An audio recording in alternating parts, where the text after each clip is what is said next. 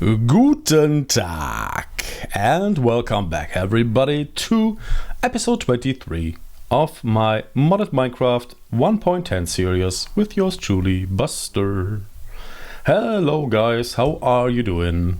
I hope as great as I. And why is this not working? Hello? Do you actually do something? Whoa! I think it is working. Good. So, last time we fought the dragon, and you can see here all the looty, the elytra wing there, and the elytra wing. The elytra wing here, attached to the dark plate. Oh, and thanks to the wireless charger, it's charged. Nice. But I don't want to use it because my actual breastplate is so much better because of the empowerment, and it would be a pain in the butt to do that on that thing as well. Well, I do have a few levels now, again 60 levels. Oh, and 23 on me. Why is that? Put it in there. 23 levels is only 2 levels that high. Great. So what are we gonna do today? Today, despite the fact I said I want to look into immersive engineering at the end of last episode, we will do something else. Because when I keep all the things in my base running, and with that running at its maximum pace, we will struggle with the energy production quite a lot. This now here has not even a capacitor in it, and if I dare to run it with an octetic capacitor, which I actually can't, I have no clue where I lost it. I think it will eat up to 15,000 RF per tick.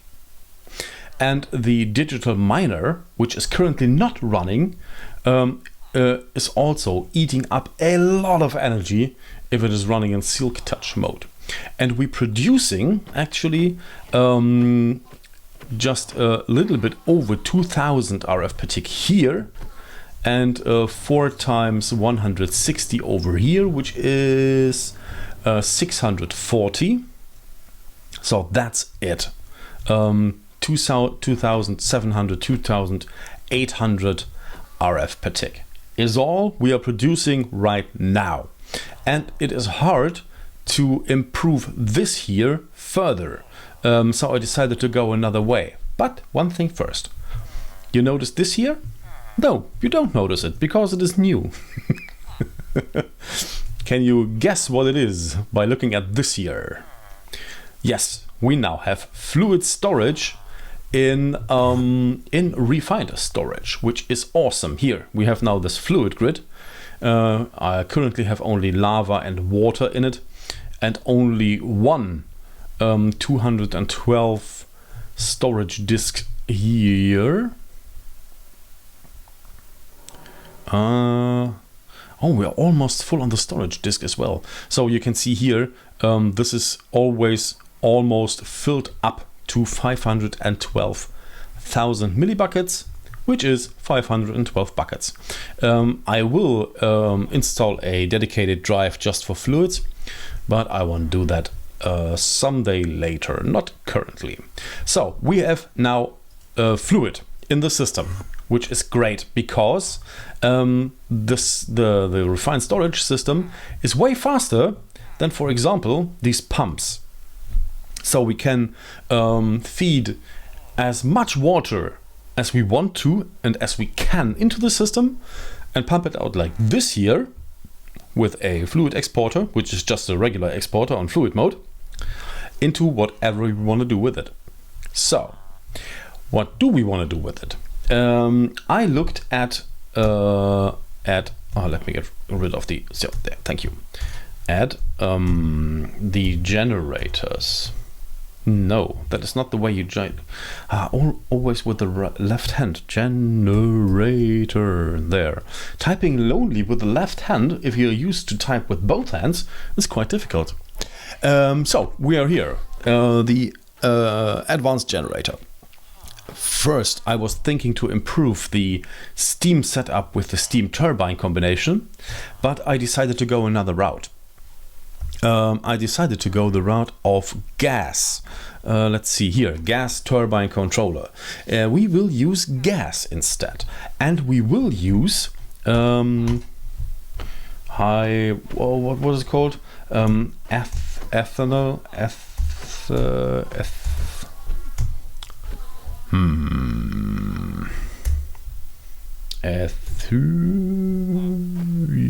Yes, ethylene or ethylene, something like that.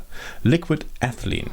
We will use in a gas turbine, which provides us with 6,000 RF per millibucket of that fluid, and it is a mechanism fluid which is created from hydrogen and water and biofuel in a, I have forgotten, in a, what was it called? I can't remember. Mechanism. Aha, I found it. Pressurized reaction chamber. And with that, we can, oh, that didn't work. With that, we can combine a liquid and a gas and a solid reactant fuel thingy to one new thing. And that way we get the ethylene. And then we just have to liquefy it and feed it into the system. Okay. To realize that, I will get rid of all of this. This all has to go away because I need the space. And then I will dig a hole down here so we have enough space for a really big reactor. And one of those gas turbines is able to produce a maximum of 25,000 RF per tick, and that is the goal. So I will clean the area, or clear the area, and dig a hole and prepare a lot of things, and then we will, oh, I forgot something.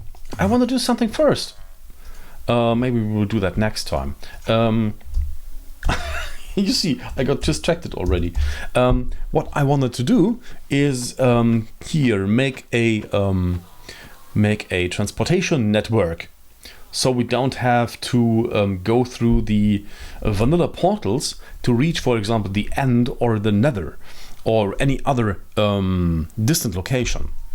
But I guess I will do that. I will do that next time. We don't need to go into the end right now. So I will tear all this down and reduce all the power consumption to an absolute minimum. And then, excuse me for hopping here down, up and down all the time. I'm trying to figure out what to do next. And then we will try to build the actual turbine. See you in a second. I prepared the first few parts that we need for it. For example, the gas turbine controller. We will place just, no, maybe one higher. Just here. Good. Everything else, almost everything else will go underneath. We will have stuff like this fuel controller and gas mix compressor. They are not really active blocks. We don't need to access them. We need to access, well, basically it doesn't matter, any part of the system basically. So we need to add the vibrant turbines to it. I will go with this here downwards, so we can stack them down instead of sideways or upwards.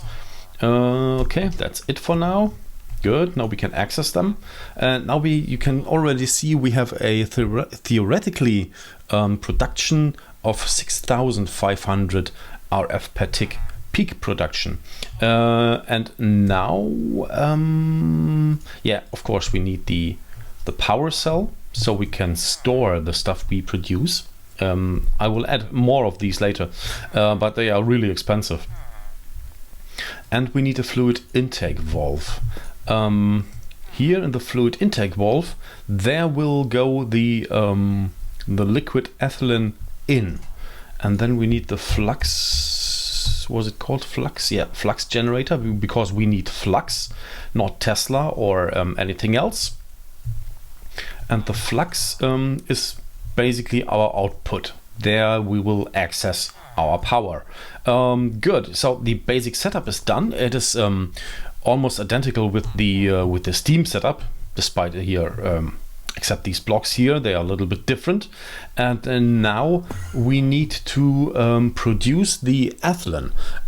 I will try to prepare the blocks we need, and then we will try to build the setup. See you in a second.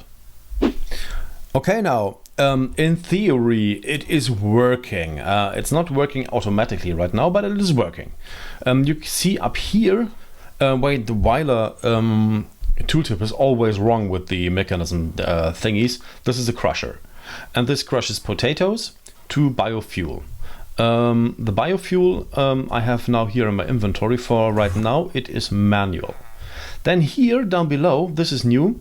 We have the PRC pressurized reaction chamber. Oh, the one probe thingy is actually correct on the left one. So with water, which we get from here, I don't know, yeah, it's possible. Okay, with a cable, let's see here, set this to fluid mode and filter water. So this will then fill up with water, and the hydrogen we have from this tank. The tank is filled up here in the electrolytic separator. You can see here the hydrogen is filling up. It separates water to hydrogen and oxygen, which are the two parts water is from. Or water is made of. And we dump the oxygen to the atmosphere because we don't need it. And the hydrogen, unfortunately, there is no way, because the machine seems to be broken at the moment, to get the hydrogen out of there. So we have to do it manually for now. And then we put here the water, the hydrogen, and the biofuel inside here. And this then makes here the liquid, this thing here, the ethylene in gas form. The rotary condensator is then make liquid from the gas ethylene. Man, this is complicated. And that is actually filling up the gas turbine controller, which is then making energy.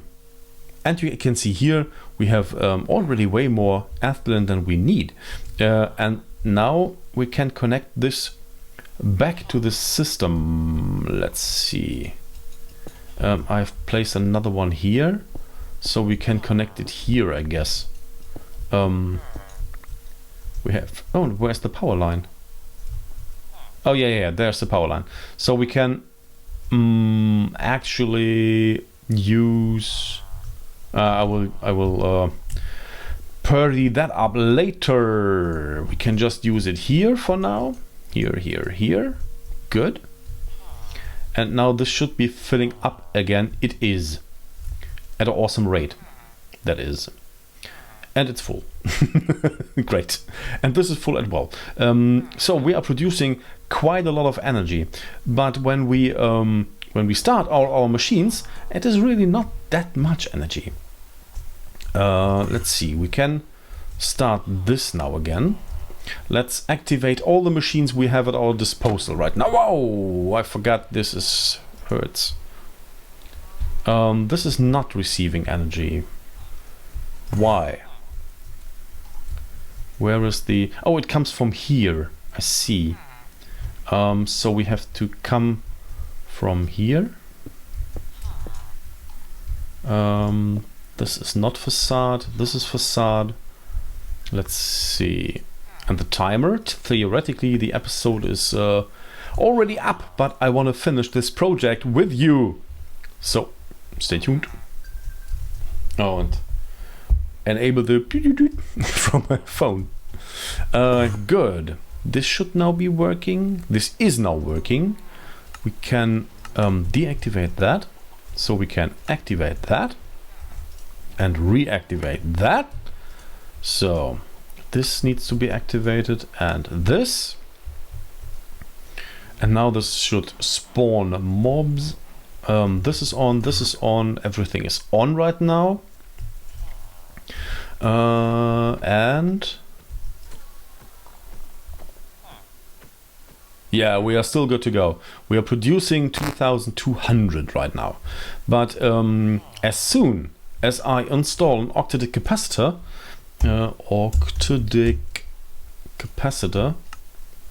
I need one more of those. Ah, crap. Need two more of those. One more of these. And now we can make one of those. Good. And when we install that into this, right now you can see 1600 RF per tick. I install this and 16,000. It's totally insane. And this is then struggling to keep up because we're just producing 6,500. And oh, the cables are not even able to transfer that much energy because these are at max 5,000. Yeah, so it's not working. I will take that out for now because it is not working.